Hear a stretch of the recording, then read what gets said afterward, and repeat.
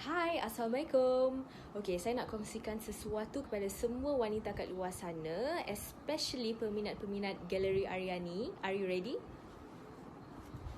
Okay, Ariani telah keluarkan tudung rings.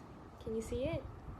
Okay, yang ni ada diamonds, ada tulisan Ariani kat sini. Okay, sebenarnya ada a few more designs, tapi yang ada dengan saya sekarang ni is this one. Kalau korang nak enhance your look to be more elegant, ataupun korang nak something different, bolehlah cuba pakai ini. Okay, I'm going to show you one tutorial which is very simple. First, pakai tudung bawal basic macam ni. Okay, pegang kat hujung ni dan masukkan kat tengah ini. Okay, masukkan kat tengah. Okay, tarik.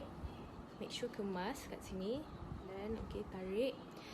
Kalau korang nak tudung korang labuh, boleh tarik sampai sini saja. Okay. Kalau korang nak singkatkan lagi, no problem. Boleh tarik ke atas lagi. There you go. Macam ni pun dah cukup. Dia tak akan jatuh sebab ketat. And another thing is, I'm going to show you on how to make a simple ribbon. Okay. So, just tarik turun bawah sikit. Okay, macam ni boleh. Okay, this long, this length.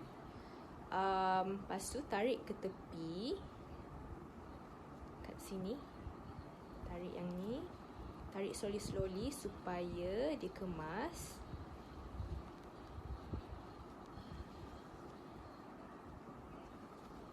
Lepas tu tarik lagi yang tepi sini.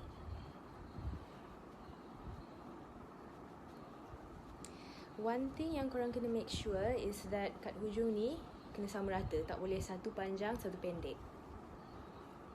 There you go. We have a ribbon. Macam ni dah cukup. Kalau korang nak dia puffy sikit, boleh twist. Twist macam ni. Okay, twist lagi yang sebelah ini. Okay, kemas tak saya buat. Okay, so korang just kemaskan saja. There you go. Senang kan?